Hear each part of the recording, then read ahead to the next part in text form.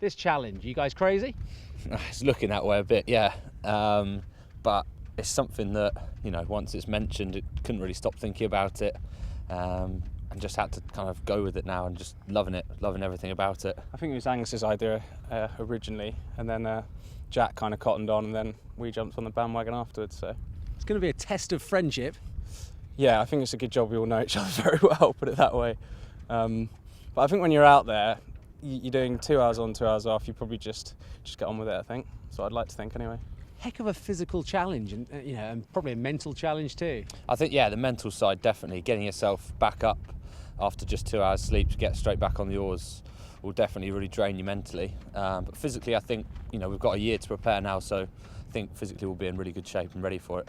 Yeah, how key is the next year? What needs to be done before you actually get on and take it on?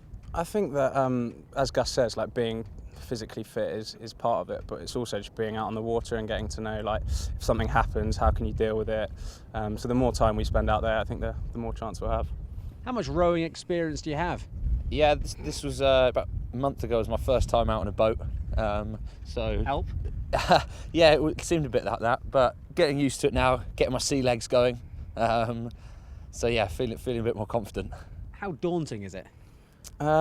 It is. We haven't really asked him about all the scary stories that he had from the Indian, but we try and kind of steer away from them. But obviously, yeah, it's going to be a massive challenge. So it takes some people 2 months. It takes other people 1 month. So I guess if we can beat that 1 month, happy days. If not, then it will take as long as it takes, I guess. But it is a race. It is a race, and we're definitely, we're keen to win it. That's something we kind of set out from the start. The moment Angus asked us about it, that was the big thing that he wanted to push. He says it is a race and it is a challenge, and that's something, we want to win that. I think we're also keen to try and get the world record, but the weather elements also come in when that happens. But obviously, when we're all out there in the race, we're the same as everyone else, same boat. So.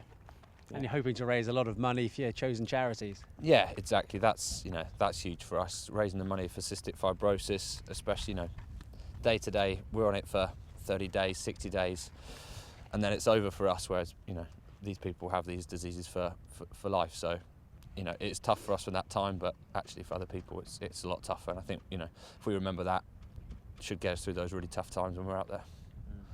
And then also Teenage Cancer Trust. One of the reasons we started the campaign actually was for a guy that got diagnosed with leukemia when we were 18. Luckily he's living a good life now, but he said that those guys made a massive difference to him when he had it. So yeah. Great. And a little bit more about the boat.